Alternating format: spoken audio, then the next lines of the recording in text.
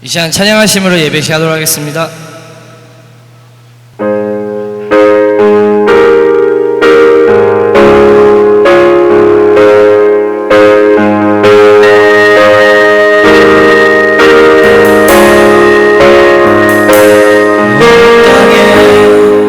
주인 되신 주님이 내 이름 아시며 상함만 돌보네. 어둠을 밝히시는 새벽별 방황하는 내맘 주의 길 비추시네. 나로 인함이 아닌 주가 행하신 일로 나의 행함이 아닌 오직 주로 인하여 나는 오늘 피어다치네. 이름 없는 꽃과 같네. 바다의 이름 파도 안개와 같지만 주는 나를 붙드시고 부르짖음 들으시며 날 귀하다 하시네.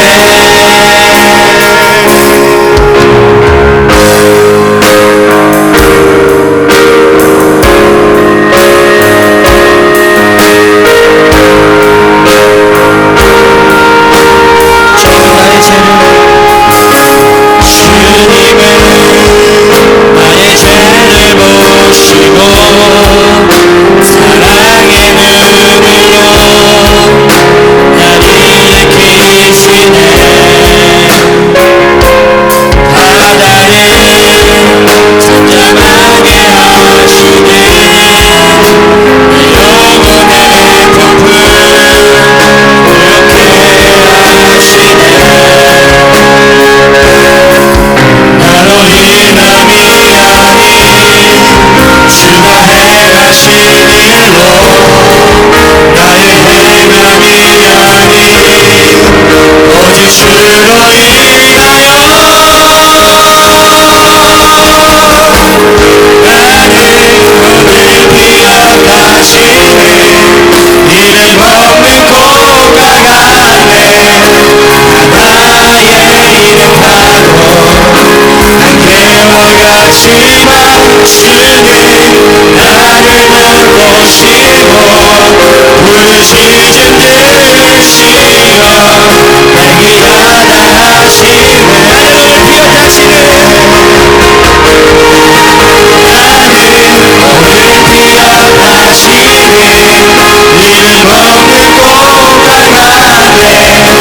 바다의 이름 파도 안개와 같지만 주는 나를 붙드시고 부르짖음 들으시며 날 귀하다 하시네.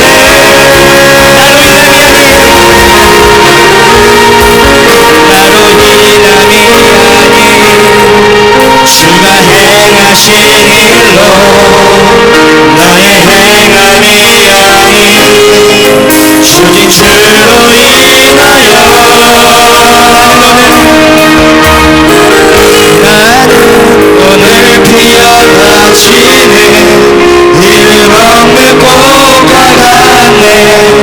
바다의 이름 파도 안개와 같지만 주는 나를 붙드시고 부르짖음 들으시며 날 귀하다 하시네. 나를 오늘 피어다시네. 이름 없는 꽃과 같네. 나의 이름 안개와 같지만 주는 나를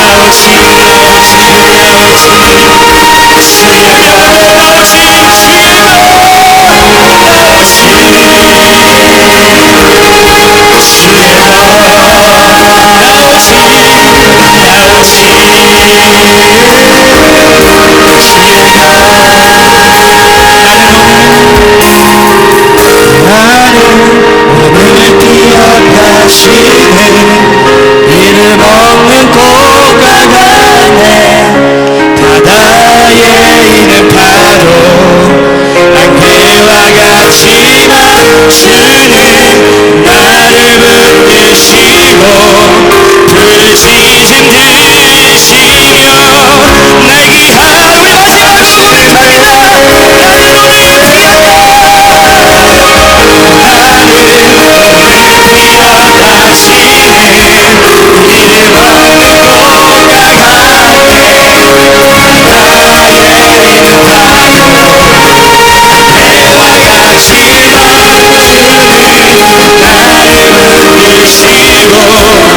우리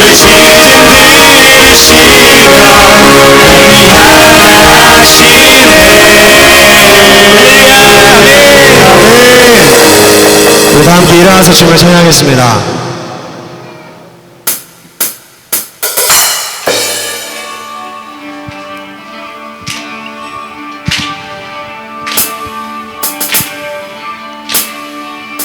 주를 앙모하는 자, 하느님을 사모하고 그리워하며 기다리면 저에게는 하나님께서 함께 하신다고 힘을 주실 것이라고 말씀하십니다. 할렐루야! 아멘! 독수리가 날개치며 올라가는 것과 같은 새 힘을 주실 것입니다. 그렇게 믿으십니까?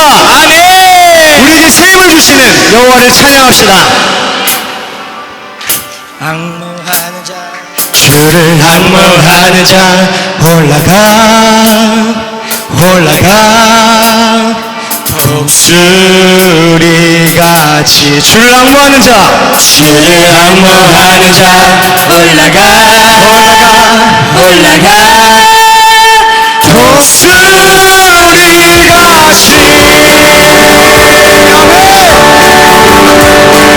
고백하겠습니다. 주를 앙모하는 자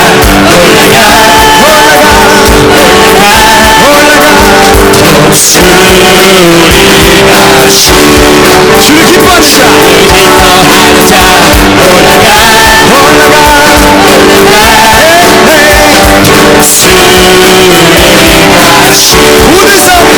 모든 싸움을 이기고 크신 권장과 승리 네, 수고하는 자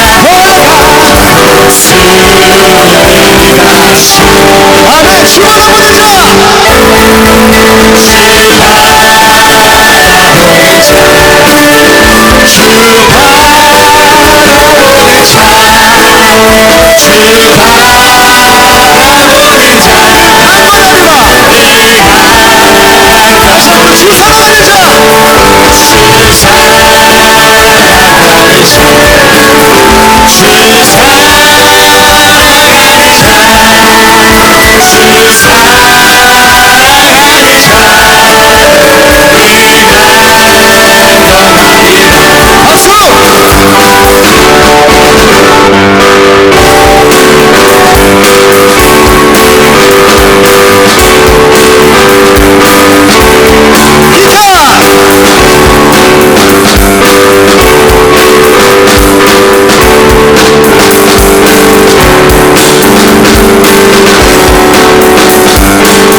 할게요. 다시 할게요.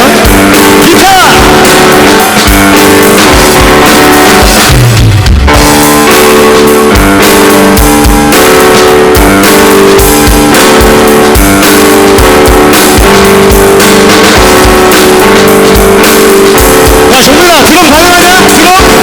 이번엔 여러분입니다.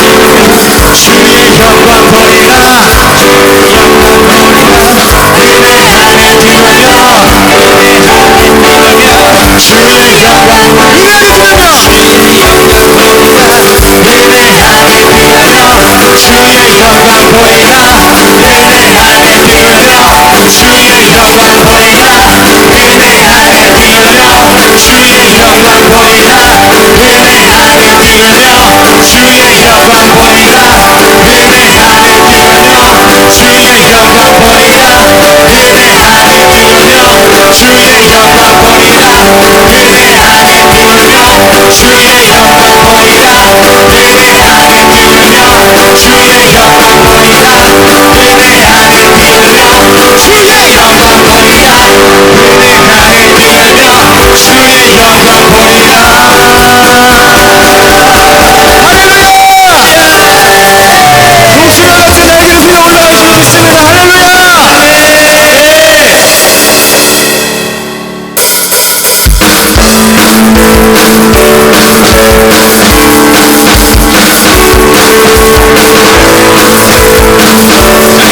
기쁨으로 새합니다. 주와 함께하는데 새 멜로디리 독수리 올라가 같이 온종일 달려도 불꽃이 아르리 차 하늘까지 오르리 수학만 하면서 새 힘을 얻으리 목소리 올라가 같이 온종일 달려도 불꽃이 아르리 차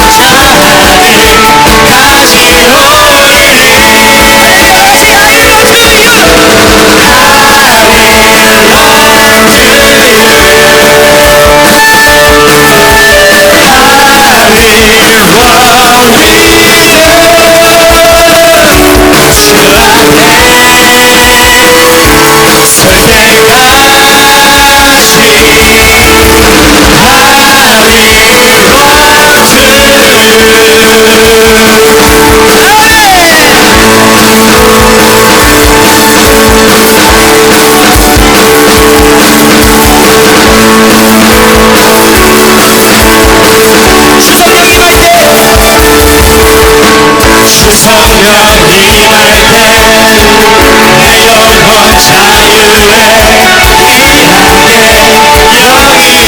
일하게 여기는 너를 은혜 안에서 눈물로 춤추리 내 양반 쏟아지같이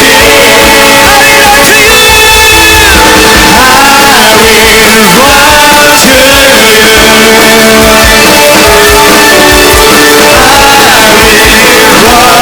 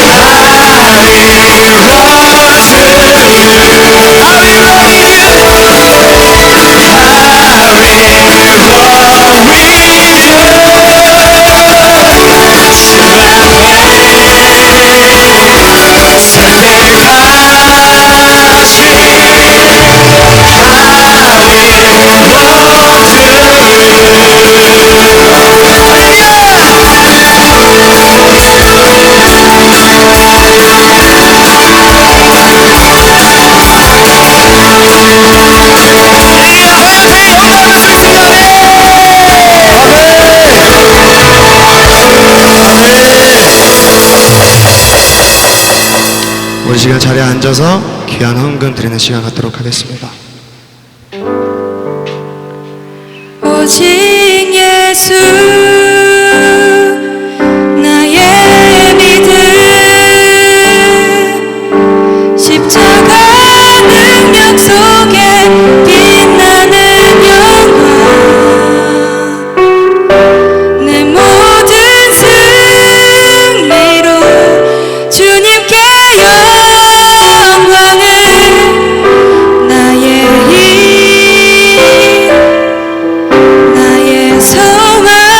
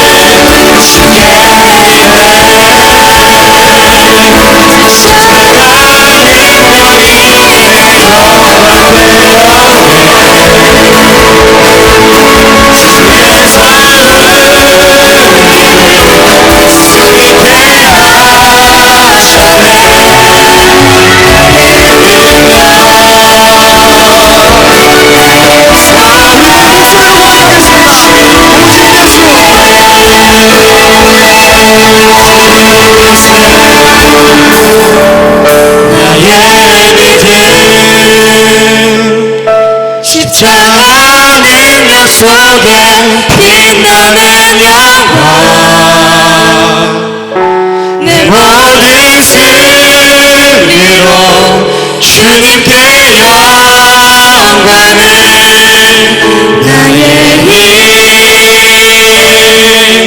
나의 소망 오직 예수 다시 한번 오직 예수 오직 예수 나의 믿음 십자가 능력 속에 빛나는 모든 승리로 주님께 영광을 나의 소망 계속해서 고백하겠습니다. 오직 예수 오직 예수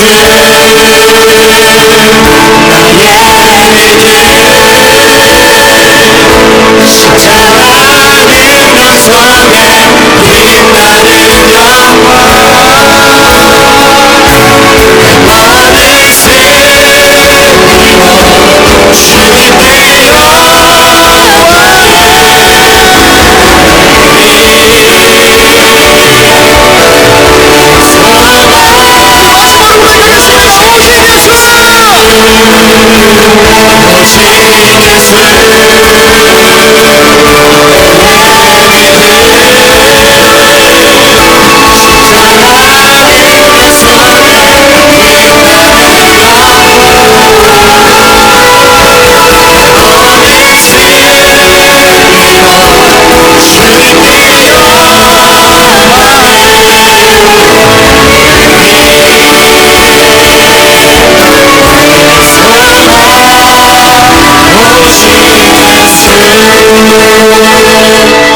우리 시간 기도하겠습니다.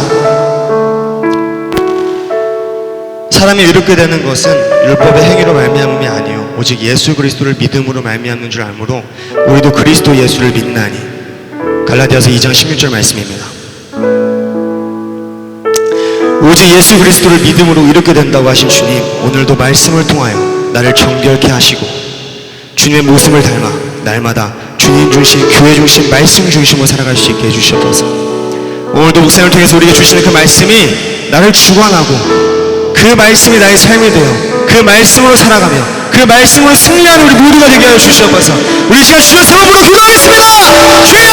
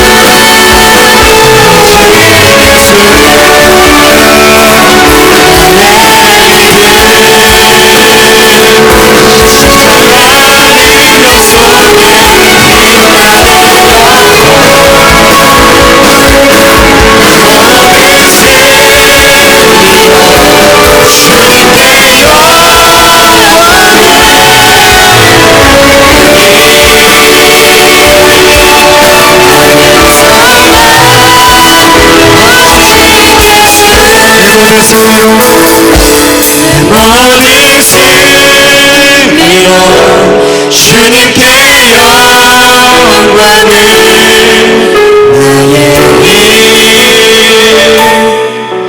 나의 소망 오직 예수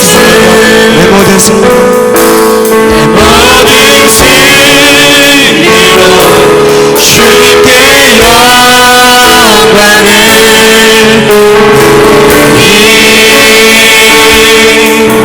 나의 소망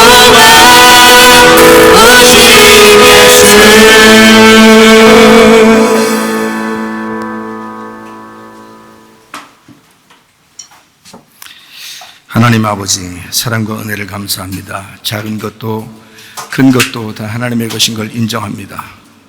우리의 시간과 물질과 몸과 마음이 다 하나님의 것인 것을 인정합니다. 구체적으로 예배하는 것과 이제 선교하는 것과 구제하는 일에 많이 쓰여질 수 있도록 도와주시옵고, 아버지 하나님, 우리의 모든 것이 다 하나님의 것인 것을 스스로 인정하여 하나님 주님을 깊이 사랑하다가 주님 만나게 하옵소서. 아버지, 우리에게 말씀 주셔서 그 말씀으로 하나가 되게 하실 줄로 믿습니다. 하나님 아버지, 오늘 이 시간 우리가 함께 모여서 주님 앞에 예배드리는 것은 우리의 삶의 의미와 삶의 목적이 주님께 있음을 우리가 인정하기 때문입니다. 우리 하나님 도와주셔서 우리의 평생의 하나님 성령 충만하여 살다가 주님 만나게 하옵소서. 예수님 이름으로 기도드렸사옵나이다. 아멘. 주님께 감사합니다.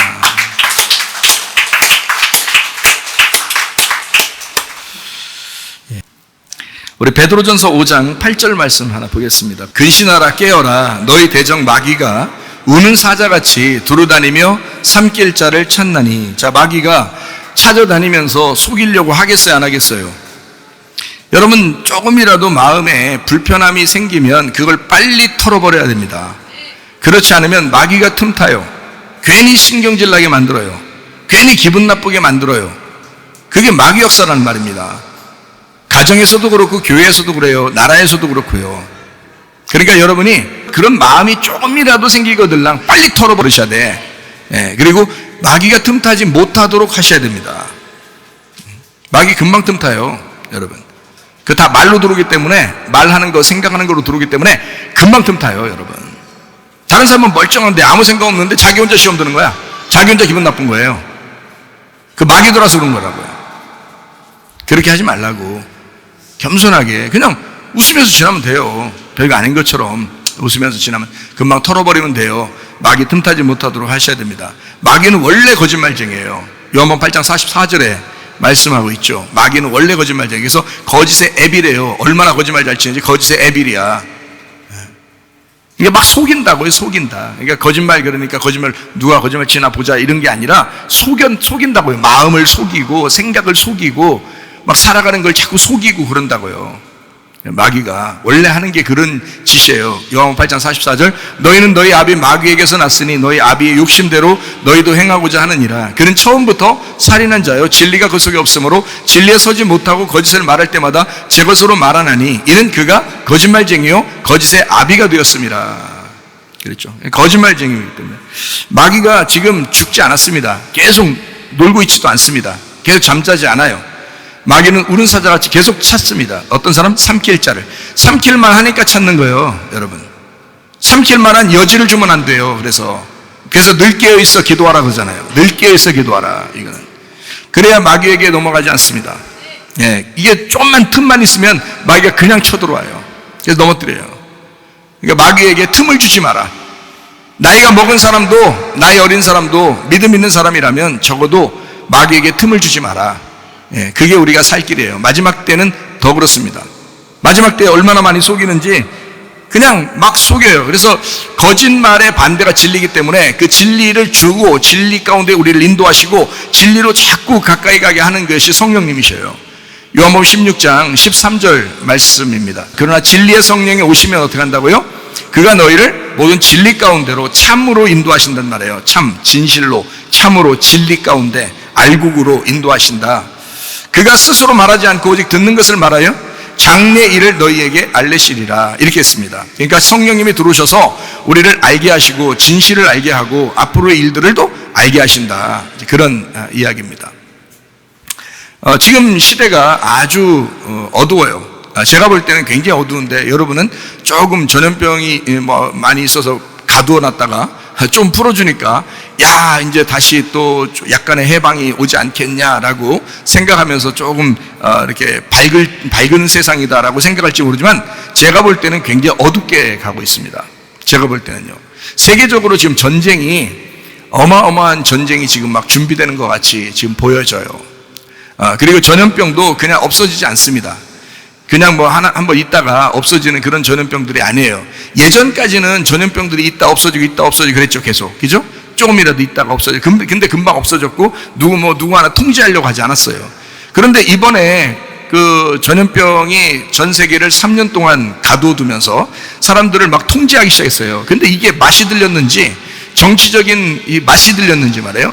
이 전염병을 통해서 통제하기 시작하는 것을 뭐 재미를 느껴요. 이 정치인들이 이상하게. 그래서 이거를 통제를 약간 풀어놨다가 사람들이 막 좋아하는데 또 다시 통제해야 된다는 얘기들이 막 나오고 있잖아요. 뭔 맛 들렸어. 이게 무슨 재미 들렸는지 말이에요. 원래 그러면 안 되거든요. 사람들과 함께 상의하고 진짜 의학적으로 확실한 방역 대책을 세워야 되는데 그러지 아니하고 자꾸 일단 통제하자 막 이런 식으로 나가요. 그러면 억압이 되잖아요. 우리가 원하든 원하지 않든 억압되기 때문에 이것은 잘못된 것이라는 거예요. 이거는 자유민주주의에서는 정말 잘못된 거거든요. 그래서 억압하고 무슨 공산당처럼 그렇게 하는 거잖아요. 그래 이상하단 말이에요. 독재처럼. 그러니까 이건 안 된다. 근데 세계적인 추세라고 그래요. 세계적인 추세라고 그러니까 사람들이 또 따르는 거예요. 예. 노예 근성같이 됐는지 사람들이요, 알고도 그냥 따라가는 건지 진짜 몰라서 따라가는 건지 모르겠지만 하여튼 뭔 얘기만 나오면 다 막 따라가려고 그렇게 해요. 자, 그런 전염병이 지난 이제 3년 동안 우리 전 세계적으로 강타했다가 잠시 주춤했는데 지금 다시 또 막 벌어진다고 또 얘기가 나오고 있잖아요. 그런데 이거보다 또 다른 유행이 나온다고 그러는데요. 지금 이제까지 코로나라는 유행, 감기 유행은 누구에게 치명적이었어요? 노인이나 어린아이 중에서 누구한테 치명적이었어요? 노인들에게 치명적이었어요. 그래서 노인들이 많이 돌아가셨습니다. 3년 동안. 지금도 돌아가시고 있고요. 그리고 앞으로도 돌아가실 거예요. 한 2, 3년 내로 많은 사람이 돌아가신다 그러는데요. 이게 지금 잠재해 있다가 속에서 나오면서 이제 위험하답니다. 이게 심혈관 질환이 많이 생기고 심근 이런 게 막 생겨가지고 그냥 막 돌아가시대요. 뭐 혈액암도 생기고요. 막 이상해요. 그래서 멀쩡하던 사람이 갑자기 쓰러지고 뭐 죽고 이러는 경우가 한 몇 년 사이에 막 생겨나고 앞으로도 더 생긴다고 그럽니다. 이게 노인들에게 치명적으로 오는 것이 코로나 바이러스. 그 백신 맞아서도 그렇게 되고요. 또 코로나 때문에 그런데 이제 새로 또 하나 준비돼서 나오는 게 하나 있는데 그게 바로 천연두입니다. 천연두는 원래 옛날에 있었다가 지금 뭐 치료제가 너무 발달해가지고 아주 오래된 거라 치료제가 발달했어요. 연구를 많이 해서. 그래서 이게 치료제가 있으니까 천연두가 생겨도 위험하지 않은 그런 질병이었단 말이에요. 천연두가 없는데 갑자기 지금 또 생겨난 거예요. 갑자기 또 전 세계적으로 지금 뭐 유럽이 지금 막 번지고 있다고 그렇게 뉴스 나오고 있잖아요. 근데 이렇게 번진다는 뉴스가 나오기 몇 달 전에 천연두 백신을 만들어 놨어요. 어마어마하게. 희한한 거 아닙니까? 이게 희한한 게 아니지. 그 사람들은 다 작전으로 하고 있는 거예요. 여러분 코로나 백신 얼마나 많이 팔아먹었어요. 그거로 전 세계가 그냥 막 난리가 났었잖아요. 근데 지금 천연두 백신을 만들어 놓고 지금 카운트다운 준비하고 있어요. 그러고 천연두가 막 생기고 있네? 유럽부터 시작해가지고. 만약에 천연두가 좀 그 지저분한 데서 생기는 그런 질병이라면 왜 유럽부터 생깁니까? 생각을 해보세요. 그 작전상이라고요. 유럽에서 난리를 치면 다른 나라들은 그냥 끽소리 못하고 다 따라요. 여러분. 이상하잖아요. 자, 이 천연두가 재유행을 하게 되면 누구에게 치명적이냐면 이번에는 어린아이들에게 치명적입니다. 천연두는요. 어른들보다 어린아이들이 치명적인 거예요. 이거는 거의 사망이에요. 이거 걸리면. 이 천연두라는 게. 그래서 어린아이들 이제 막 위험하다는데 뱃속에 있는 어린아이가 걸리면은 그냥 뱃속에서 죽어버리고요. 여기 지금 아장아장 뭐 겨다니고 또 뛰어다니고 이런 어린아이들이 걸리면 그냥 죽어버려요. 이 천연두가. 어린아이들에게 엄청 치명적입니다. 자, 노인들을 많이 죽이더니 이제는 어린아이들을 죽이려고 그러는 건지 생각해 보세요. 자, 치료제는 많이 발달돼 있어요. 그러니까 걸리면 치료제를 잘 빨리 이제 투여해서 하면은 나사요. 괜찮아진다고요. 문제는 뭐냐? 멀쩡한 사람들에게 뭐라 그러냐? 어린아이들 위험해. 그러니까 백신부터 맞아놓으라고 그런다고요. 이제 보세요, 앞으로. 그러니까 치료제는 괜찮아. 근데 치료제는 병이 걸리면 치료제가 발달돼 있잖아요. 오래전부터 연구해 왔으니까 발달돼 있다고. 이게 이미 있다고요, 치료제가. 그래서 이 치료제를 통해서 병이 걸려도 나서요. 근데 문제는 멀쩡한 아이들이, 멀쩡한 학생들, 멀쩡한 사람들이 다 백신 맞고 이제 있을 거란 말이에요.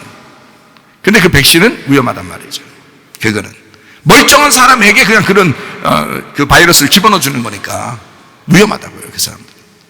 그게 치료제인 줄 알고 생각하고 있다가 멀쩡하게 있다가 그냥 죽어버리는 경우가 생길 거란 말이에요. 그것도 젊은 아이들, 어린 아이들.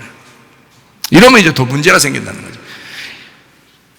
누가복음 21장이나 마태복음 24장에 보면 전염병이 있다는 얘기예요. 마지막 때가 되면 전염병이 계속, 이전까지의 전염병은 완전 다르죠. 이전까지 전염병은 사람을 통제하지 않고 전염병이 있었어요. 그리고 또 사라지고 또 있다가 또 사라지고 그랬어요. 근데 지금은 세계를 통제하면서 전 세계가 하나가 되면서 다 통제하고 그리면서 전염병이 퍼지고, 그리고 이제 좀 어느 정도 수그러들고 또 나타나고 막 이러잖아요. 그러니까 더 위험한 거예요. 그거는 성경적으로 이게 이루어지기 때문에 그렇습니다. 요즘 전쟁에 대해서 여러분이 좀 이렇게 생각을 하겠죠. 뉴스에 계속 나오니까. 근데 우리나라 일이 아니니까 혹시 저러다 말겠지 이렇게 생각할지도 모르죠. 근데 그렇지 않아요. 지금 전쟁은 예사로운 것이 아닙니다. 왜냐하면 이번 전쟁은 누가 시작을 했냐면 러시아가 시작을 했어요. 그래서 예사롭지 않다는 얘기입니다. 이전까지 여러분 러시아가 시작하는 전쟁이 있었나요? 없죠. 이상하죠. 근데 이번에 러시아가 시작해서 전쟁이 일어나잖아요. 그러니까 이상한 거예요. 그러면 성경을 우리가 다시 한번 봐야 될 거 아니에요. 에스겔 38장을 한번 봅니다. 에스겔 38장 2절 3절. 인자야, 너는 마곡 땅에 있는 로스와 메섹과 두발 왕 곧 고게게로 얼굴을 향하고 그에게 예언하여 이르기를, 주 여호와께서 이같이 말씀하시기를, 로스와 메섹과 두발 왕 고가 내가 너를 대적하여, 이렇게 되어 있습니다. 에스겔 38장에 이렇게 예언되어 있는 말씀들이 있는데 5절을 또 봅니다. 그들과 함께한 방패와 투구를 갖춘 바사와 구스와 붓, 이렇게 되어 있어요. 자, 마곡 땅에 있는 곡이라는 왕이 있어요. 로스, 메색 이런 나라들이 있다 그랬죠? 그 나라에 왕, 곡이 있다 그랬어요. 그런데 여기 보니까 그들과 함께 같이 전쟁에 참여하는 바사, 구스, 붓, 이렇게 나오잖아요. 그럼 바사가 뭐예요, 여러분? 잘 알듯이. 성경에 바사는 바사 왕이 있었죠, 옛날에. 그 바사가 지금의 어느 나라예요? 이란이에요, 이란. 이란이 바사라고요. 그러면 이란이 그 나라를, 어느 전쟁하는 그 나라를 도와주는지 안 도와주니 그걸 보란 말이에요. 그거를. 성경에 나와 있는 거니까. 구스가 어디예요? 구스, 모세 부인도 구스 여자 있었죠. 지금 어느 나라예요? 에티오피아예요. 에티오피아. 그러니까 에티오피아가 전쟁에 참여하는지 그걸 보시라고요. 앞으로. 그 붓이라는 나라는 리비아라고도 하는데, 하여튼 바사, 구스는 정확해요. 바사는 이란이고 구스는 에티오피아입니다. 정확해요.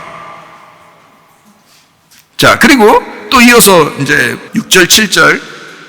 고멜과 그 모든 때와 북쪽 끝에 도갈마 족속과 그 모든 때 곧 많은 백성의 무리를 너와 함께 끌어낸다는 거예요. 전쟁 안 하려고 하는데 전쟁하도록 만든대요.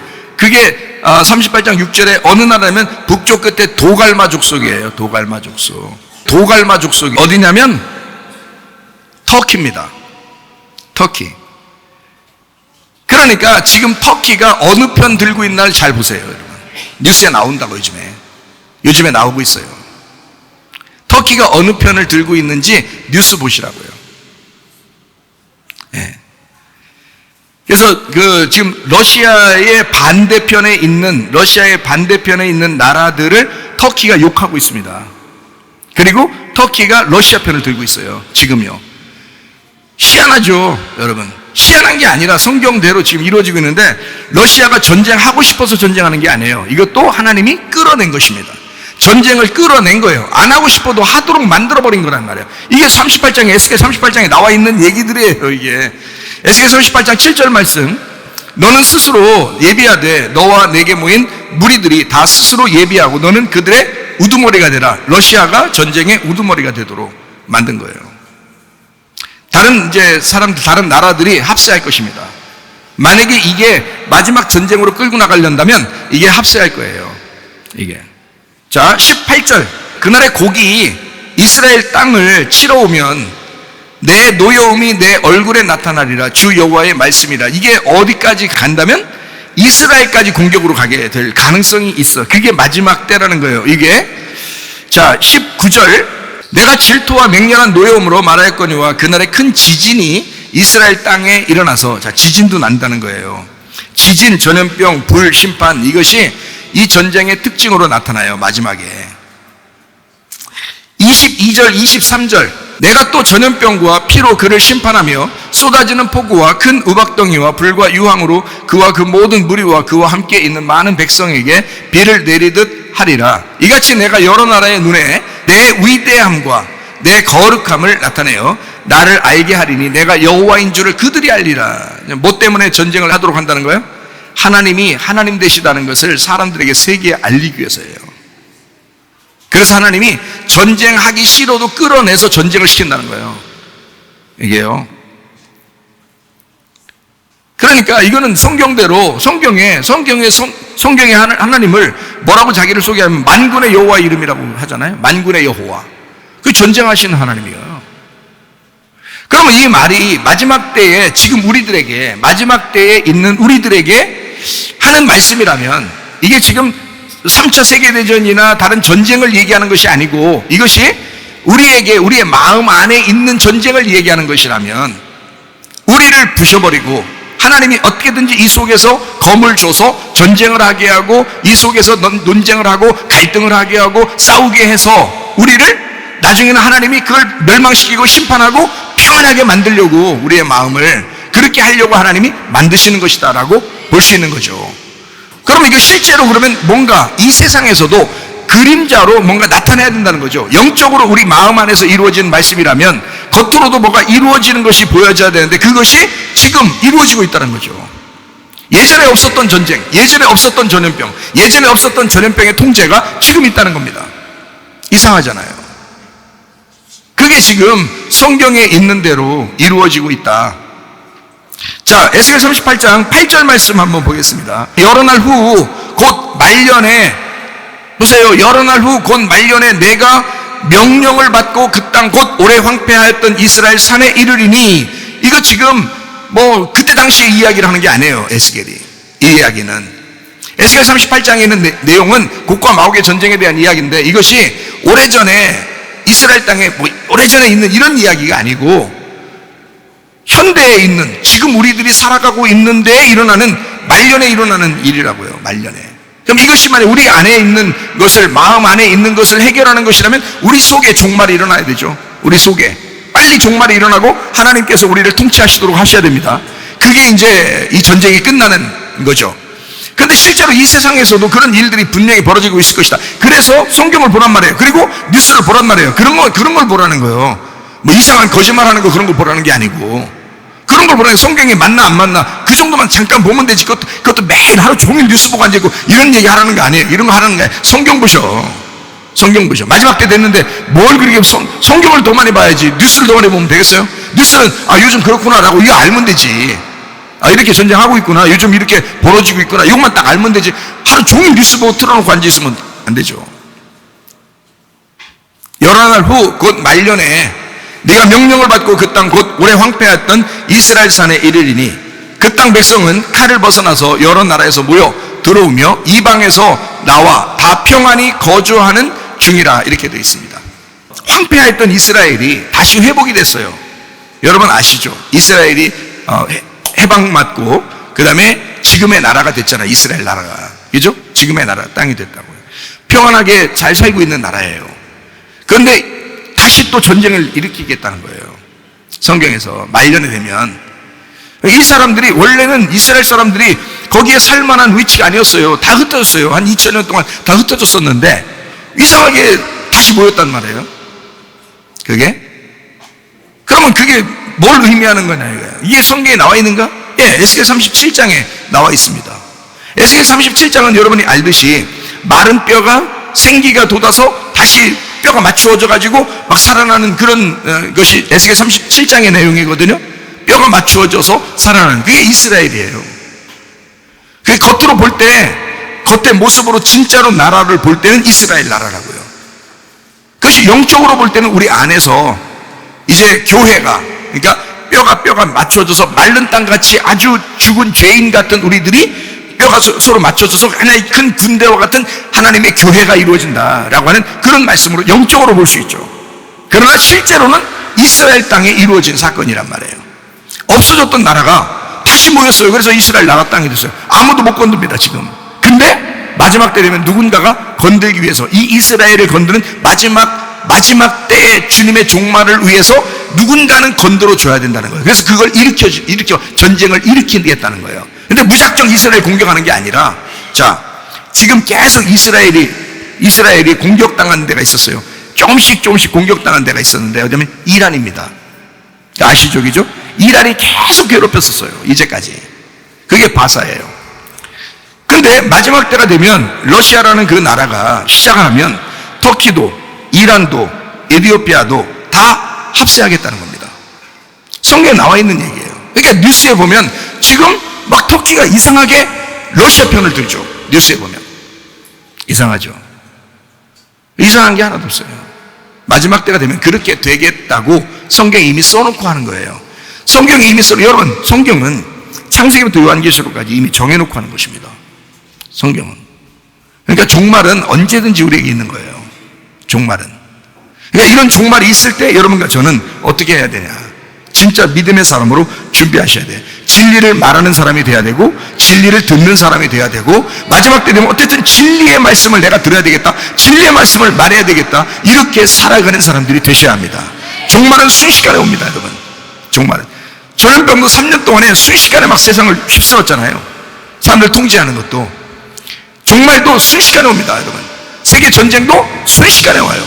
그렇게 전쟁이 일어나는 그 나라 입장에서는, 지금 전쟁하는 러시아와 전쟁하는 그 나라는요, 그렇게 전쟁이 일어날 줄은 몰랐을 거 아니에요. 순식간에 이루어지는 사건이에요. 거기다가 이쪽 나라 편을 들으냐, 이쪽 나라 편을 들으냐, 서로 나라들끼리 막 지금 정책적으로 하고 있습니다. 이쪽 나라 편을 들어야 된다, 저쪽 나라 편을 들어야 된다. 그래서 서로 막 나누어지고 있잖아요, 지금. 지금 많이 나누어졌어요. 세계적으로 많이 나누어졌다고요. 이걸 정치적으로 이용할 것입니다. 이런 전쟁이 굉장히 위험한 거예요, 앞으로는. 그럴 때 여러분과 저는 정말 믿음 지키시고 승리하셔야 합니다. 믿음으로 승리하셔야 돼. 여러분이 이 땅에서 어떻게 하는 게 승리하는 거라고요? 지는 게 이기는 거라고. 네. 남편과 아내도 어떻게? 지는 게 이기는 거라고. 왜 자꾸 이기려고 그래요? 이기는 게 지는 게요. 지는 게 이기는 거야. 무슨 말인지 알겠어요? 네. 그래서 오늘 이렇게 말씀을 같이 나누려고 하는 게 있는데, 여러분, 우리 정말 지자, 응? 우리 정말 패배하고 우리가 이 땅에서 죽자, 그러는 거거든요. 진리 가운데 승리하십시다. 네, 감사해. 에베소서 5장 22절부터 33절까지 말씀입니다. 아내들이여 자기 남편에게 복종하기를 주께 하듯 하라. 이는 남편이 아내의 머리됨이 그리스도께서 교회의 머리됨과 같음이니 그가 바로 몸의 구주시니라. 그러므로 교회가 그리스도에게 하듯 아내들도 범사에 자기 남편에게 복종할지니라. 남편들아, 아내 사랑하기를 그리스도께서 교회를 사랑하시고 그 교회를 위하여 자신을 주심같이 하라. 이는 곧 물로 씻어 말씀으로 깨끗하게 하사 거룩하게 하시고 자기 앞에 영광스러운 교회로 세우사 티나 주름 잡힌 것이나 이런 것들이 없이 거룩하고 흠이 없게 하려 하심이라. 이와 같이 남편들도 자기 아내 사랑하기를 자기 자식과 같이 할지니 자기 아내를 사랑하는 자는 자기를 사랑하는 것이니라. 누구든지 언제나 자기 육체를 미워하지 않고 오직 양육하여 보호하기를 그리스도께서 교회에게 함과 같이 하나니 우리는 그 몸의 지체임이라. 그러므로 사람이 부모를 떠나 그 아내와 합하여 그 둘이 한 육체가 될지니 이 비밀이 크도다. 나는 그리스도와 교회에 대하여 말하노라. 그러나 너희도 각각 자기 아내 사랑하기를 자신같이 하고 아내도 자기 남편을 존경하라.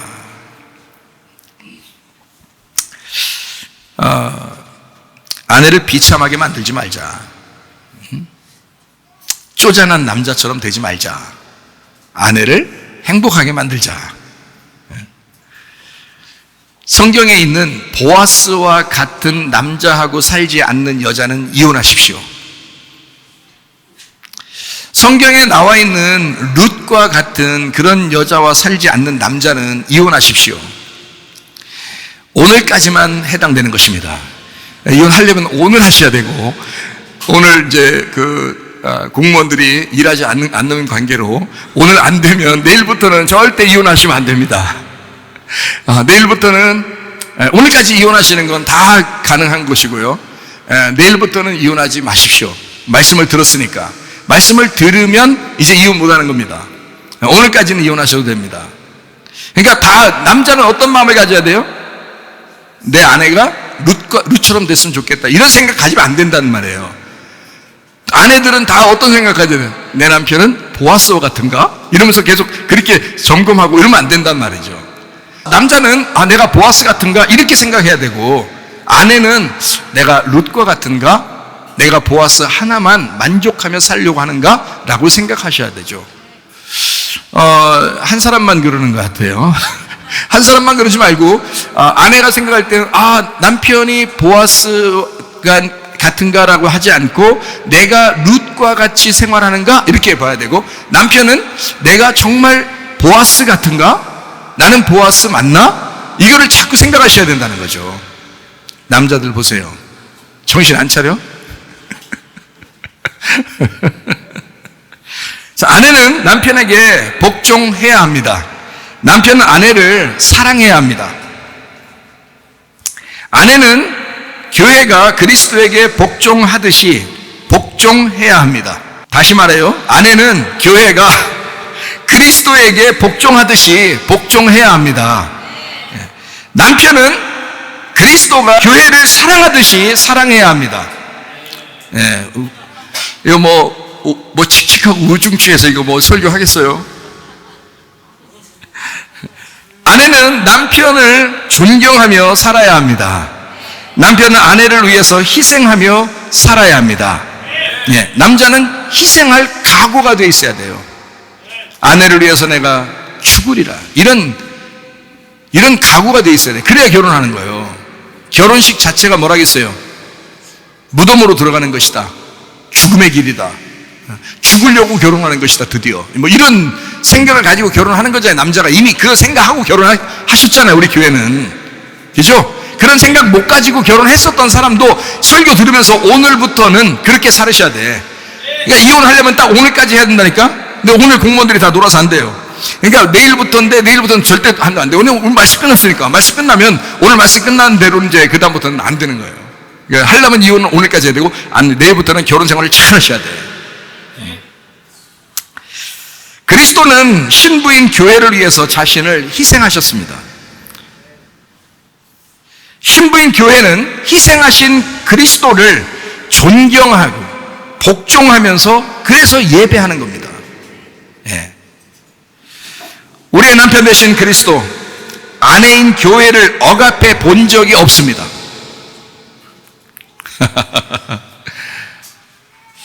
예수님 잘 생각하면 되는 거예요. 아내인 교회를 억압해 본 적이 없어요. 오히려 사랑해 줬어요. 교회를 사랑했어요. 그냥 무작정 사랑했어요. 그 사랑을 저도 깨닫고 나니까 그게 은혜인 걸 알았어요. 제가 훌륭해서 주님이 날 사랑해 준 게 아니라, 그냥 내가 나쁜 놈인데도, 내 죽일 놈인데도, 근데도 우리 주님은 나를 사랑해 주시더라고요. 그걸 나중에 은혜로 깨달으니까 그분을 더 존경하게 되고 그분에게 예배하게 되더라는 거죠. 남편들이 어떻게 존경받는지 아시겠습니까? 남편이 어떻게 해야 존경받는지 아시겠냐고요. 여자를 억압해서 존경받는 게 아니에요. 나 남편이야! 이렇게 해서 존경하는 게 아니에요. 그래서 못할 거예요. 그래서 너나 잘해, 이러면요.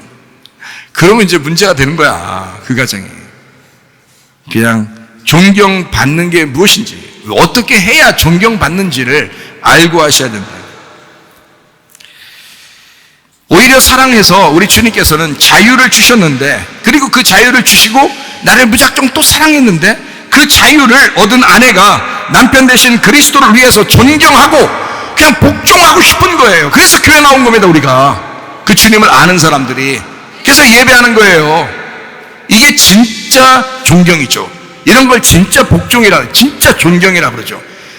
그냥 아무것도 안 해줬는데 내가 막 억압당해서 무서워가지고 막 순종해야 되고 막 복종해야 되고 이러면 이건 굴종이죠. 이건 잘못된 겁니다. 이건 감옥이에요. 여자가 굉장히 힘든 거예요. 그러면 사랑해주고 자유롭게 했는데 네 맘대로 살았으면 좋겠어, 너 행복했으면 좋겠어 그랬는데 아내가 아니에요, 나는 당신이 너무너무 나한테 너무 사랑해주고 너무 잘해서 나는 당신한테 정말 잘하고 싶어요, 정말 존경합니다, 막 이렇게 나와야죠. 그게 진짜 존경이고 그게 진짜 사랑이죠. 남자들이 아마 그래요. 결혼한 남자들이 저한테 연락을 가끔 와서 아유 목사님 때문에 많이 배웁니다. 그래요. 목사님 때문에 많이 배우고 결혼 생활 어떻게 해야 되는지 알겠다고 이러면서 연락이 오고 그러거든요. 실제로 저도 그래요. 네. 우리 집사람이 지난주 저희 이제 밖에서 우리 목양실에서 책 보고 설교 준비하고 제주도에 이제 또 목회 세미나가 또 다음 주에 있어가지고 이제 준비하느라고 하루 종일 이제 거기 있었거든요. 그랬더니 집사람이 집에서 연락이 왔어요. 가만히 혼자 생각해 보니까 목사님이 너무 존경스럽고 너무 사랑스럽고 자기는 아무것도 해준 거 없는 것 같은데 목사님이 다 해주시고 모든 거를 다 이렇게 배려하고 해주시니까 자기가 몸둘 바를 모르겠다고 연락이 왔어요. 그러면 아내가 인정하는 남편이니까 결혼한 남자들이 볼 때, 저를 볼 때 목사님 때문에 많이 배워요 라는 말이 사실이죠. 제가 말로 그냥 야 니네 잘해야 돼, 부인들한테 자신을 부인하고 부인들한테 잘해줘야 돼 이렇게 말만 한다면 그게 존경심이 나오겠냐고, 따르고 싶겠냐고. 근데 실제로 저는 그렇게 한다고요. 실제로 우리 아내에게 자유를 얻었지만 아내가 남편 대신 그리스도를 진짜 존경하게 되는 거, 이게 진짜라고요. 마음껏 살으라고 하는데 그 아내가 남편만 존경하고 사랑하는 거, 이게 진짜 남편이라고요. 아내는 남편의 희생적인 사랑을 좀 받으면서 살아도 됩니다. 아내들은, 남편은 아내의 존경을 받고 또 복종을 좀 받으면서 살아도 됩니다. 근데 우선순위가 있는 거예요. 먼저 누가 할 거냐 이거예요. 먼저 남편입니다. 무조건이야. 남편이 먼저 하는 것입니다. 이거는 성경적으로도 그게 맞기 때문에 그래요. 성경적으로도 남편과 아내의 사랑에는 순서가 있습니다. 먼저 남편이 아내를 진심으로 희생하며 사랑해야 합니다. 그게 성경적이기 때문에요. 여러분이 뭐 잘나서도 아니고 여러분이 뭐 대단해서도 아니고 우리 주님이 그렇게 하셨잖아요. 우리한테 그렇게 하셨으니까 우리도 남편이 먼저 그렇게 하는 게 당연한 거고, 그게 우리가 그리스도의 그림자인 거예요. 그리스도를 내가 이 땅에서 우리 아내에게 살아내는 것입니다. 내 아내가 남편을 볼 때 그리스도처럼 보여야 된다는 거예요. 여러분, 그게 진짜 남편인 거예요. 남편이 억압한다고 뭐 남편 행세한다고 남편이 아니에요. 걔네 폰만 잡는, 아내한테 사랑하지 않고 아내 눈에서 눈물 나게 하는, 아내를 슬프게 하는 그런 남편 빨리 헤어지셔야 됩니다. 네가 그 아내의 행복을 위해서 네가 떠나. 근데 오늘까지니까 조금 급하게 행동하셔야 돼요. 그래도 법적으로는 안 될 거예요. 오늘까지니까. 근데 내일부터는 안 돼. 그래도 남편이나 남편의 가정은 무시당하거나 비참해지지 않습니다. 잘 생각하세요. 남편이 아내한테 막 벌벌 기면서 잘 해주잖아요. 그럼 다른 사람 생각할 때, 야, 남자는 말이야 그러면 안 되는 거야. 응? 좀 이렇게 남자답게 남편 좀 인정도 받고 이렇게 해야지. 그렇게 사람들이, 옛날 사람들이 무식해서 그렇게 얘기하는 거예요. 그런 거 아닙니다. 남편이 좀 희생하면서 사랑하면서 아내를 대할 때 그렇게 좀 해도 됩니다. 왜냐하면 그렇게 한다고 누가 지금 시대에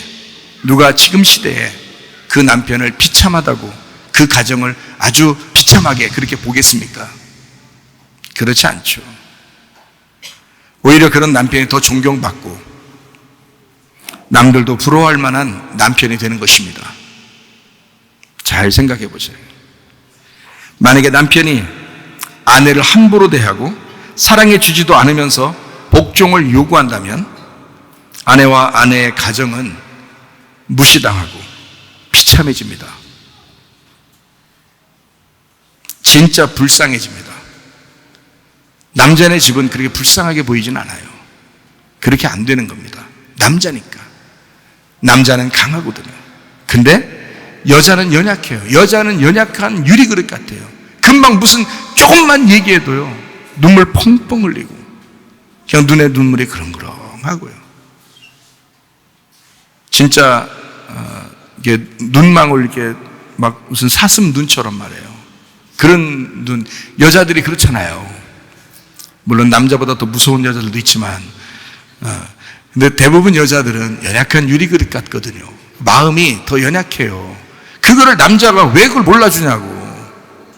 그걸 다 예수님은 알기 때문에, 인간이 너무 약하다는 걸 알기 때문에 예수님은 우리에게 한없이 부드럽고 한없이 사랑해 주신다고요. 우리가 어떻게 하는 걸 보고 사랑해 주는 게 아니에요. 어떻게 하든 못하든 상관없이 그냥 사랑해 주시는 거예요. 그게 우리 주님이십니다. 차라리 남편이 손해보는 게 낫습니다. 잘 생각해 보세요. 오늘 말씀들을. 다른 사람이 올 때, 야, 이 등신아, 남자가 왜 그래? 그런 소리 들으면 어때요?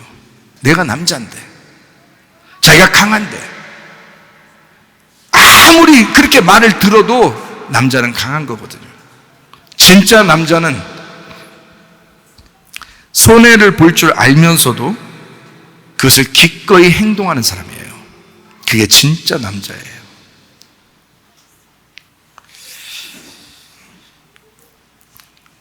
아내가 손해보면 더 비참해집니다.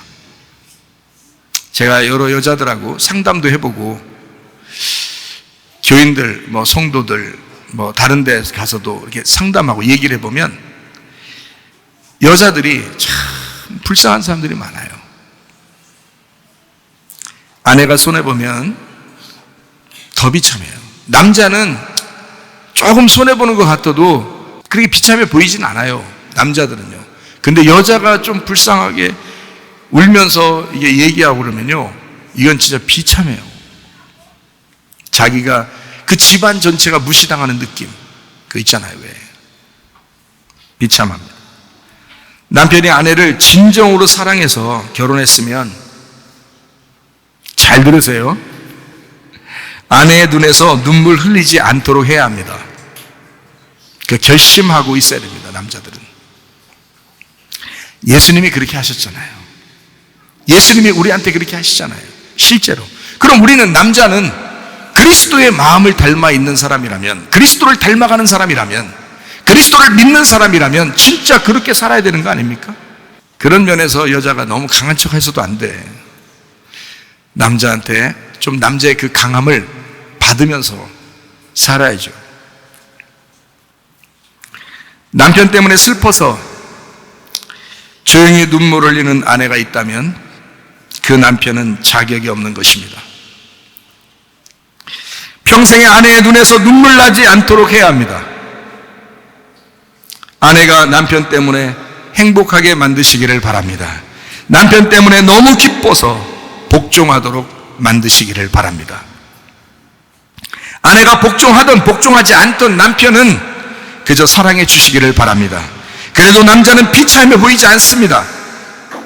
그 남자가 오히려 더 멋있어 보이는 거예요.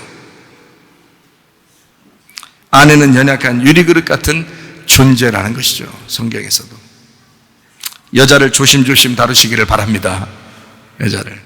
여기 아무리 강한 척하는 여자들 앉아 있어도 UFC, 킥복싱 해보세요. 안 돼. 남자들한테는 안 되는 거예요. 아무래도 남자가 더 강한 거예요. 마음도 남자가 강하고 몸도 남자가 더 강한 거예요. 여자들한테 너무 함부로 대하지 마세요. 여자는 진짜 약한 거예요.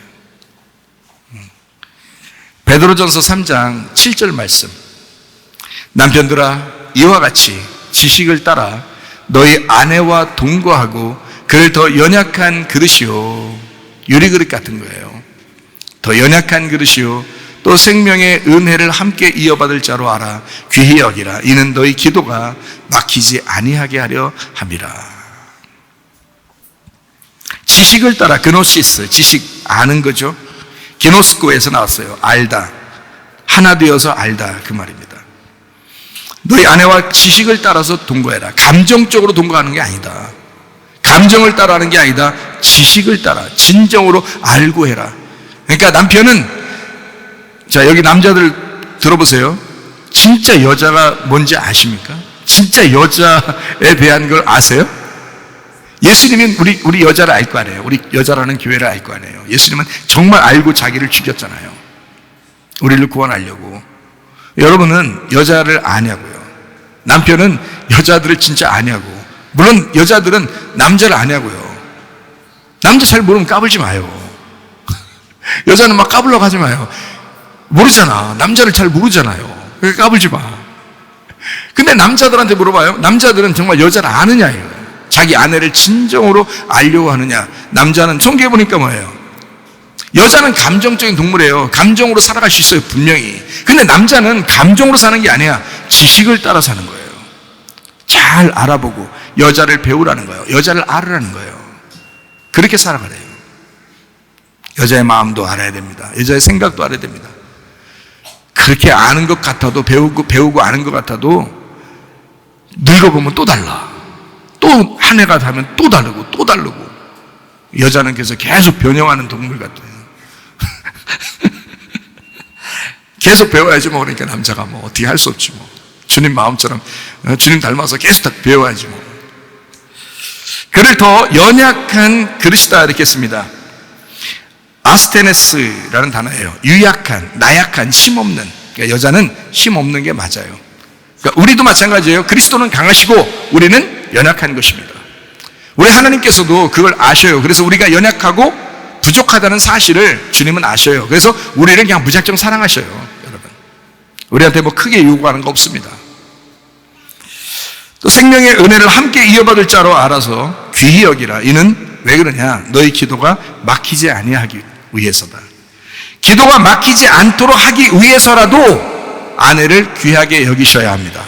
아내하고 남편이 좀 막 찌그럭찌그럭 하면요, 기도 안 됩니다. 여러분, 기분 나빠서.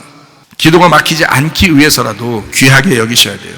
자기 양심에 바르게 행동하고 후회할 만할 짓을 하지 마시고 후회할 만한 삶을 살지 마세요. 그냥 자기 스스로, 내 이게 후회할 것 같아, 그렇게 하지 마. 그렇게 살지 마. 그렇게 양심에 바르게 후회 없는 인생을 사시다가 주님 만나시기를 바랍니다. 아내의 눈에서 눈물 나지 않도록 하시기를 바랍니다. 혼자 조용히 이불 속에서 울도록 만들지 마십시오. 이불킥이라 그래요. 여자가 혼자 집에서 청승맞게 혼자 이불킥하고 있다. 얼마나 불쌍합니까? 근데 반대로 남자가 속에서 혼자 집에서 이불 속에서 이불킥하고 있다. 이거 얼마나 쪼잔해 보여요. 그런데 여자는 쪼잔해 보이는 게 아니야. 혼자 이불 속에서 울면서 이불킥을 하고 있다. 이거 불쌍하게 보여요. 비참하게 보이고 정말 연약하게 보입니다. 안타까워요. 아내는 남편을 만나 웃고 행복하게 살아갈 권리가 충분히 있습니다. 여러분, 따님들이요, 딸들이요, 아내들이요, 여러분이 어릴 때부터 각 가정에서 자라날 때는 아주 귀한 딸이었습니다. 여러분은 연약하게 지음받아서 연약하게 이제까지 살아왔습니다. 그러다가 한 남자를 만났어요. 그 남자는 이 아내에게는 유일한 남편이요, 그 여자한테는 유일한 아버지입니다. 그런데 그 아버지와 같은, 그 남편 같은 그 남자가 여자를 함부로 대하면 얼마나 불쌍해요. 그 얼마나 비참해지고 처절해지는 겁니까? 생각해 보세요. 우리 주님은 그러지 않을 거란 말이에요. 우리 주님은 그렇게 우리를 대하지 않으실 거란 말이에요. 여러분, 내 마음속에 진심으로 여러분에게 이야기하는 것입니다. 남편들이요, 아내에게 눈물 흘리게 하지 않도록 하시기를 바랍니다. 예수를 믿는다는 것, 예수를 따라가는 것이 행복하지 않다면 뭔가 잘못된 겁니다. 율법적이었지 않나 자신을 점검해 봐야 되는 거죠. 신랑 예수님은 신부 교회를 행복하게 하려고 결혼한 것입니다. 남편들이요, 아내하고 왜 결혼했습니까? 혼자 살아도 되는데 여자하고 왜 결혼했어요? 여자 행복하게 해주고 싶어서 결혼한 거 아닙니까? 결혼식장에서는 다 그렇게 소화가 돼요. 행복하게 해줄게! 엄청 큰 소리로. 여자가 그렇게 얘기하는 건 별로 못 들어봤어요. 여자 남편한테 내가 행복하게 해줄게 이런 얘기는 안 하죠. 결혼식장에 그런 얘기 안 하죠. 결혼식장에 남자가 그러죠. 내가 영원히 행복하게 해줄게! 막 소리 지르고 막 이렇게 하더라고요, 남자들이. 그러면 진짜 평상시에 행복하게 해줘야지. 결혼식장에서만 주여 하고 말로만 사랑 하지 말고 진짜 아버지의 뜻대로 생활하는 사람이 돼야죠. 진심으로 그 양심상 주님의 마음을 가지고 아내를 사랑하는, 교회를 사랑하는 그 주님의 마음처럼 아내를 사랑하시고 사셔야죠. 그러면 배신하지 않을 거예요. 남자가 배신하지 않는 한 여자는 배신하지 않습니다. 우리 예수님께서는 우리를 절대 배신하지 않으셨어요. 끝까지 변함없는 믿음을 가지고 우리를 대하셨습니다. 그러면 여러분과 저도 끝까지 변함없는 믿음 가지고 주님을 대하셔야죠. 그렇게 남편을 대하셔야죠. 서로 신뢰하는 관계들이 되셔야 합니다. 아내의 복종을 먼저 요구하지 마시기를 바랍니다. 남편이 먼저 희생하기 위하여 결혼한 것입니다. 여러분, 이 성경적으로 제가 지금 남편과 아내에 대한 이야기를 하는 거예요. 그리스도와 교회에 대한 이야기를 하는 거예요. 이해가 되세요? 에베소서 5장 22절부터 33절까지의 말씀은 뭐라고요? 남편과 아내에 대한 이야기고 그리스도와 교회에 대한 이야기예요. 지금 그거를 정확하게 설명을 해드리려고 하는 거예요. 순서가 있다는 거죠. 남편이 먼저 희생하기 위해서 결혼한 것입니다. 그게 그리스도를 닮아가는 거고 그리스도를 알아가는 거예요. 그게 남자는 여자에게 희생하고 싶어서 결혼까지 간 것입니다. 희생하고 싶어서. 근데 결혼하자마자 너는 내 아내야, 너 내 거야, 내 맘대로 해야 돼, 이거는 바보 병신이라 그러는 겁니다. 그리스도께서는 그렇게 하지 않으셨어요. 끝까지 우리를 신뢰하고 믿어주고 사랑하고 우리를 위해서 희생하고 그런 각오를 가지고 사시는, 그게 진짜 남편이라는 것입니다. 그런 우리 남편들이 그걸 배워야죠. 똑같이 예수님처럼 살아갈 수는 없어요. 그만큼 어떻게 예수님처럼 똑같이 할 수 있겠어요. 그러나 비스무리하게는 살아가셔야 돼, 남편들이. 성경적으로 이 말이 맞습니다. 그리스도가 이 땅에 오신 것은 신부인 교회를 얻기 위해서 오신 겁니다. 신랑인 그리스도와 신부인 교회, 남편과 아내 서로가 예수님이 되고 그렇게 돕는 배필이 되는 것입니다. 성경에 말하는 그 돕는 배필, 창세기 2장 20절 말씀, 아담이 모든 가축과 궁중의 새와 들의 모든 짐승에게 이름을 주니라. 아담이 돕는 배필이 없으므로, 이렇게 돼 있어요. 그 돕는 배필. 그래서 아담에게 돕는 배필을 만들어 주신 것, 그래서 아담 속에서 하와가 나온 거죠. 그 하와가 나온 게 이게 돕는 배필이 된 거죠. 이게 서로가 돕는 배필이 된 거예요. 남편과 아내가, 남편에게는 아내가, 아내에게는 남편이 서로 도와서 하나를 이루어, 한 짝을 이루어라는 거죠. 서로 반반이 서로 한 짝을 이루어라. 그게 돕는 배필이거든요. 자, 돕는이라는 말이 에체르입니다. 이 원조 도움이라는 얘기고, 이게 아자르에서 나온 단어예요. 이게 둘러싸다, 방어하다, 구원하다라는 단어에서 나온 거예요. 배필은 네게드라는 단어예요. 네게드라는 말은 정면이라는 단어예요. 정면, 앞에 있다는 말이에요. 상대자, 정면에 있다. 짝, 나의 짝, 반대쪽, 나의 반대쪽, 나의 짝, 나의 상대자, 나의 정면에 있다. 이것을 네게드라고 그래요. 이게 나가드에서 왔어요. 정면에 두다, 설명하다, 나를 보여주다. 그래서 나를 보여주는 사람이 돕는 배필인 거예요. 아내에게 남편은 돕는 배필이죠. 자기를 보여주는 겁니다. 남편을 통해서 자기를 보는 거예요. 남편은 아내가 돕는 배필입니다. 뭐냐면 아내를 통해서 자기가 보이는 거예요. 그게 싸우는 집안들 있죠. 어떤 집안들 보면 이게 싸우잖아요. 똑같아서 그런 거예요. 똑같아서. 솔직히 둘 중에 한 명만 은혜 받아도 안 싸워. 그렇지 않겠어요? 이게 똑같으니까 싸우는 거야. 이게 상대방에서 자기를 보여주는 거거든요. 이게 똑같아가지고 그걸 짝이라고 그러죠. 짝. 네게드, 배필이라는 것입니다. 배필. 그러니까 구원하기 위해서, 도와주기 위해서 이걸 감싸가지고 나를 보여주는 역할, 그게 돕는 배필입니다. 돕는 배필. 이게 남성 3인칭 단수예요. 그러니까 배필이라는 단어가요, 남성입니다. 남성 3인칭 단수예요. 그러면 돕는이라는 단어는 남성 단수예요. 그러면 둘 다 남성 단수, 둘 다. 그러면 뭐예요? 돕는 배필은 누구라는 거예요? 지금 아담에게 돕는 배필이 필요하다 그러는데 이 돕는 배필은 남자라는 거예요? 여자라는 거예요? 남자라는 단어예요. 아담이 돕는 배필이 없으므로 이렇게 돼 있어요. 그 돕는 배필이 남자예요. 여러분 생각할 때는 이래서 여자가 나왔구나라고 생각하시는데 그게 아니고 남자예요. 남자. 여기 돕는 배필은 아담에게 돕는 배필이라는 남자가 없었다. 누구를 얘기하는 거예요? 예수님을 얘기하는 거예요. 예수님. 창세기 때부터 예수님에 대한 이야기를 하는 거예요. 그러니까 우리의 돕는 배필이 누구라는 거예요? 그러니까 예수님이라는 거예요. 그럼 여자들에게 돕는 배필은 예수님이죠. 그럼 남자들에게 돕는 배필은 누구예요? 예수님이에요. 똑같이. 그러면 결혼을 했어요. 그럼 남편과 아내가 있어요. 둘이. 그럼 둘이 돕는 배필이라네. 그러면 이 돕는 배필이라고 하는 것은 돕는 배필이 남자니까, 예수님이니까, 남편에게 아내에게 서로 돕는 배필이라고 하는 것은 속에 누가 들어있다는 거예요? 예수님이 들어있다는 거예요. 그러니까 남편 안에 예수님 들어있어야 되고 아내 안에 예수님 들어있어야 되는 거죠. 그게 돕는 배필인 거지. 예수님 안 들어있으면 돕는 배필이 아닌 거지. 그러니까 막 괴롭히는 거죠. 싸우고. 예수님이 아닌 게 돕는 배필이 아닌 거잖아. 자기를 도와주고 세워주고 구원하려고 상대편으로 딱 이렇게 내 상대편으로 해서 나를 도와주고 구원하려고 있는 게 아니라 나를 괴롭히려고 있는 거예요. 무조건. 그러면 이렇게 생각해야지, 여러분. 나를 이렇게 괴롭히는 저 부인을 볼 때 나를 부인하라고 그러는가 보다. 응? 나를 부인하고 십자가 지고 주님 따라오라고 그러는가 보다.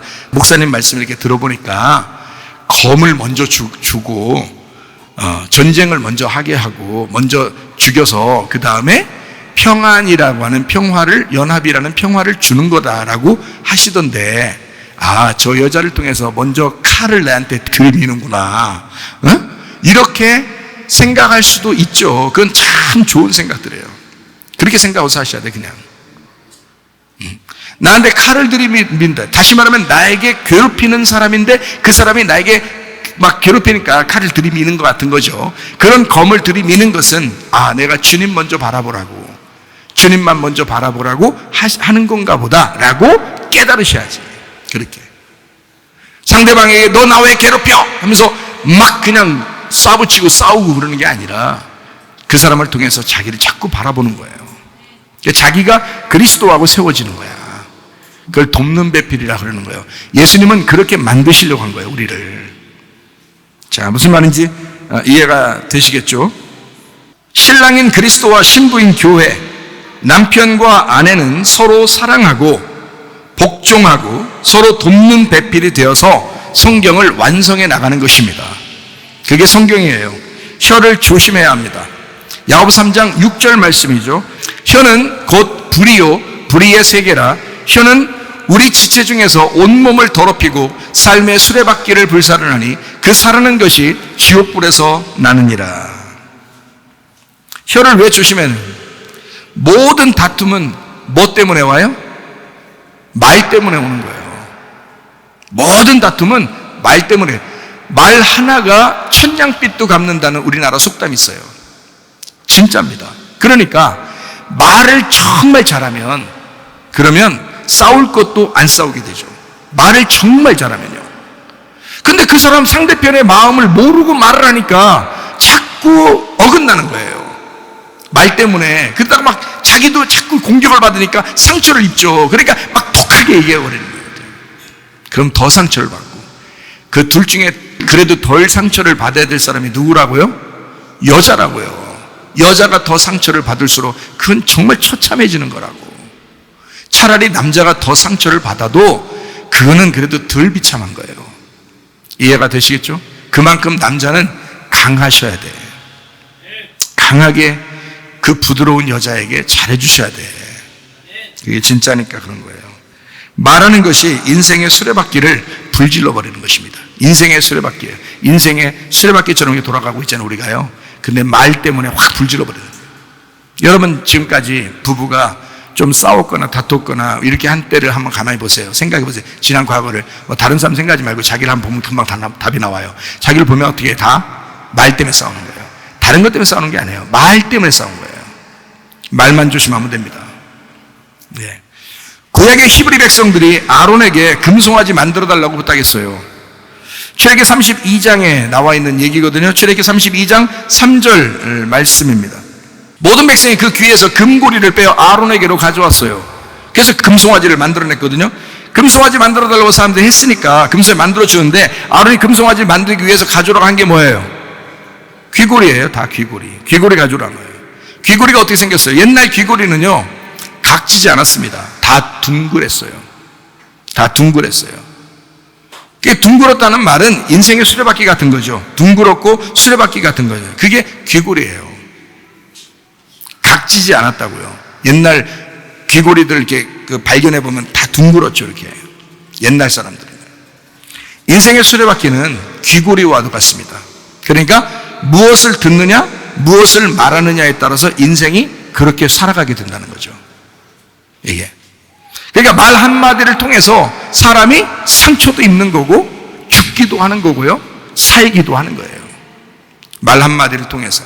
그러니까 여러분이 사람을 살리는 역사가 있어야죠. 살리는 역사.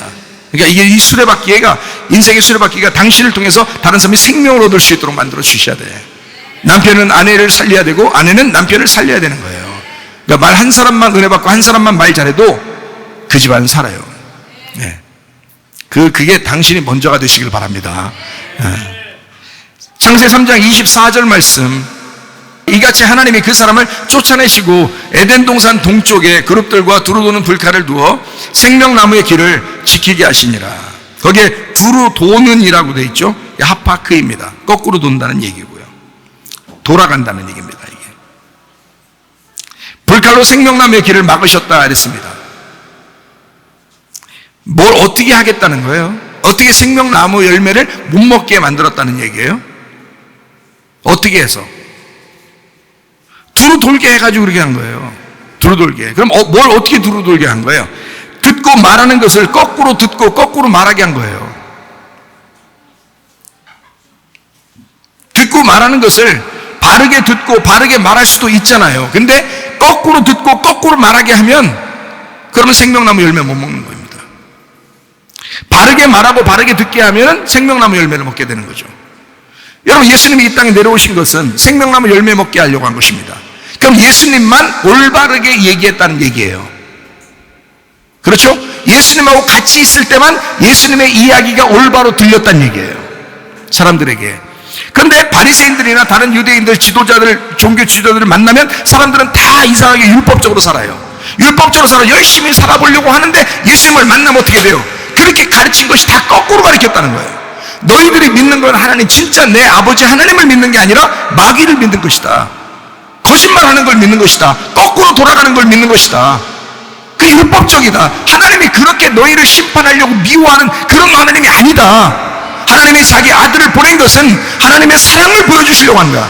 바르게 들어라. 바르게 말할 때 바르게 들어라. 이거를 생명나무 열매 먹게 하려고 바르게 돌게 만드는 거거든요. 그게 인생의 수레바퀴입니다. 여러분 말을 어떻게 할 거예요? 바르게 말할 거예요? 거짓말 할 거예요? 바르게 말할 거예요? 악한 말 할 거예요? 바르게 빛의 말을 할 거예요? 어둠의 말을 할 거예요? 어떻게 살 거냐요? 말 하나가 그 인생의 수레바퀴를 불질러 버린다고요, 여러분. 그러니까 조심하셔야 돼. 말을 진짜 조심해야 돼요. 예, 말 진짜 조심해야 돼요. 좋은 말만 하셔요. 좋은 말만. 좋은 말, 평상시에 좋은 말 하고 진리의 말씀, 특별히 하나님의 말씀을 깨달은 것이 있으면 그거 말하라고요. 어제도 결혼식장에 갔다 오는데 그러니까 우리 한 집사님하고 우리 청년하고 같이 앉아서 둘이 타면서부터 끝에까지 갈 때까지 둘이 얘기하더라고요. 얘기하는데 뒤에서 가만히 이제 잠도 안 오고, 응? 그 기차 안에서 지나다니는 그 차장 있잖아요. 그분한테 경고 먹었어요. 시끄럽다고. 경고 먹고. 그렇게 할 정도로 둘이 막 얘기를 하는데 제가 가만히 언뜻 들어오는 이야기. 자기가 은혜 받은, 말씀에 은혜 받은 이야기를 한 집사님이 하더라고요. 그게 은혜예요. 그게 진리의 말들이라고. 좋은 말을 하는 거예요. 쓸데없는 말 같은 거 하면 안 된다. 네. 거꾸로 돌게 하면 생명나무 열매 못 먹습니다. 바르게 돌게, 바르게 말하고 바르게 듣게 해야 된다, 그 말이에요. 선악과 길을 가는 사람은 하늘의 반대인 땅의 말을 하게 될 것입니다. 생명나무의 길을 바르게 가는 사람은 올바른 하늘의 말을 하고 살게 될 것입니다. 여러분은 땅의 말 하는지 하늘의 말 하는지 잘 구분하셔요.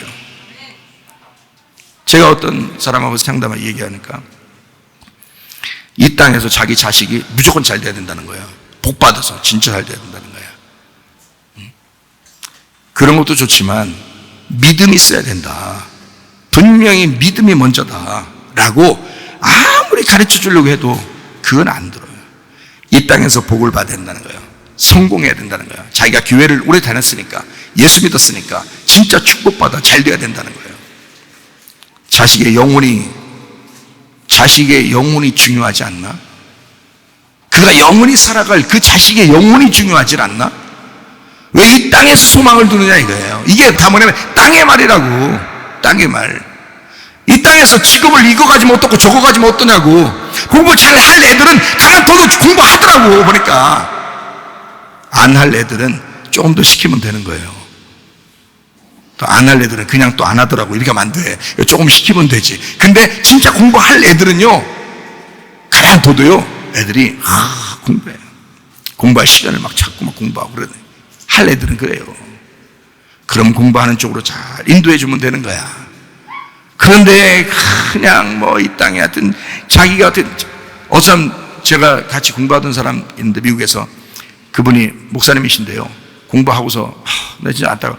그분이 엄청 공부 열심히 해서 진짜 박사 막 밤에 일하고 돈이 없어가지고 밤에 일하고 낮에 그냥 공부를 열심히 해서 막 그래서 한국에 오면은 바로 신학교 교수로 이제 다 이제 채용이 돼서 오는 거로 딱 결정이 나서 이 사람이 오게 됐어요. 한국에 와서 자동차 타고 한국도 이제 여행도 하고 싶고 해서 다 여행하러 다니는데 그 일주일 여행 이제 코스를 잡아가지고 와서 다 봤을 때 얼마나 좋아요. 그 가족 전체가 다. 그래서 이제 다음 주부터 교수로 들어가니까 한번 일주일 동안 한국 여행한다고 해서 교통사고 돌아갔어요. 뭐냐고 그게. 여러분 영혼을 진짜 언제 죽을지 모르는 나의 영혼을 주님이 나를 정말 받아주실 것이냐, 내 자녀를 받아주실 것이냐, 여기에 초점을 맞춰야지 말이요. 이 땅에 성공하는 거 막 공부하는 거 막 미친 듯이 하는 사람이 있어요. 자기가 못다 이룬 꿈을 자녀를 통해서 막 이뤄보려고 하는 사람이 있어. 이루시라고. 자녀가 공부를 하려고 하다 보면 그냥 이루시게 만들으라고. 그러나 문제는 그보다 더 중요한 건 건강이고요. 그보다 더 중요한 건 잘 먹고 잘 놀고 있느냐, 행복하게 살고 있느냐, 그게 중요한 거고요. 그보다 더 중요한 것은 영혼이 진짜 주님을 사랑하는 믿음을 가지고 있느냐, 이게 중요한 것입니다. 믿음 다 팽개치고 먹는 거 뭐 건강한 거 이런 거 다 그 신경 쓰지도 않고 자기는 자기대로 막 다니면서 자식들 공부 열심히 해야 된다는 거야. 성공해야 된다는 거야. 네, 그런 사람 많이 만났습니다. 나 그런 사람 많이 만났어요. 그러니까 내 앞에서는 그런 얘기 하지 마세요. 우리 아들을, 우리 딸을 정말 믿음의 사람 만들어 주십시오. 응? 그 우리 김 권사님이 아들 처음에 허 두고 데려왔다가 애가 허시라고 그러니까 데려와서 목사님 이 아이 진짜 믿음으로 한번 잘 잡아주십시오. 오늘 전도사 했잖아요. 전도사. 오늘 전도사 했잖아. 응? 누가 봐도 인정할 만한 청년 되고요. 얼마나 감사하냐 이거야. 그게 진짜 자기 아들을 자기 딸을 정말 사랑한다면 믿음의 사람을 만드셔야지. 왜 이 세상의 사람을 만들려고 애쓰냐 이거야. 그렇게 안 되면 큰일 나는 것처럼 안 되는 아니라고. 죽으면 끝나. 죽으면 왜 후회할 짓을 하느냐. 이 땅에 살면서 행복하게 만드시라. 자녀도 행복할 권리가 있고 부모도 행복할 권리가 있다.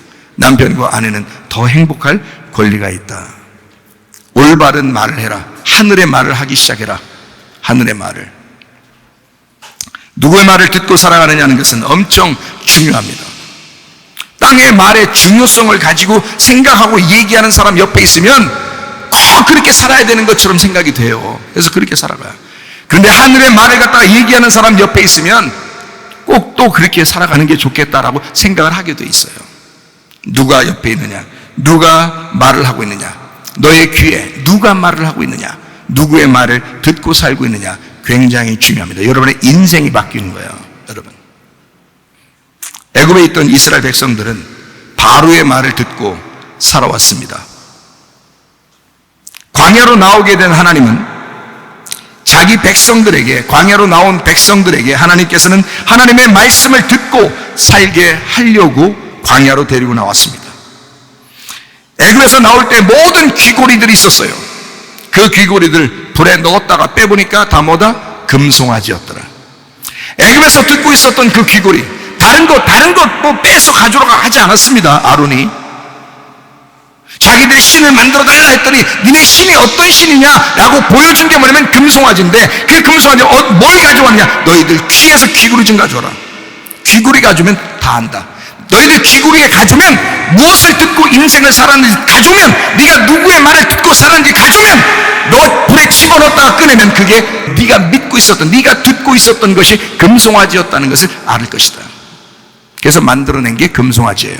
귀고리로. 여러분 무엇을 듣고 사느냐, 무엇을 말하고 사느냐 중요합니다. 여러분은 땅의 말을 듣고 땅의 말을 하는 사람인가, 하늘의 말을 듣고 하늘의 말을 하는 사람인가?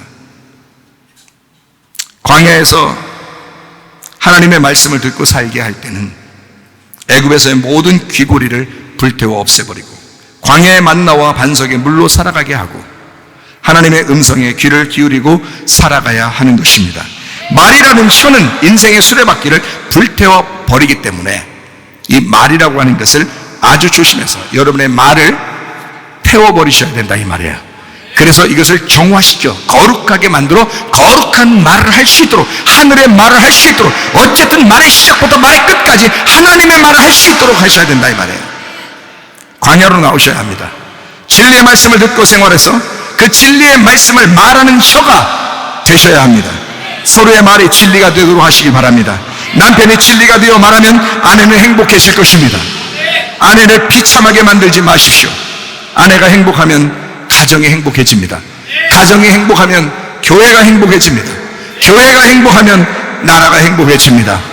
여러분의 가정이 다 행복하시기를 바랍니다. 우리 하나님 아버지의 사랑과 은혜를 감사를 드립니다. 하나님, 그리스도가 우리의 남편 되시며 교회를 그토록 사랑하셨듯이 우리 남편들도 아내를 그토록 사랑하기를 원합니다. 하나님 아버지, 우리의 말하는 것이 진리가 되게 하옵소서. 우리가 듣는 것이 진리가 되게 하옵소서. 하나님, 우리가 그 주님과 동행하다가 주님 만나게 도와 주시옵소서.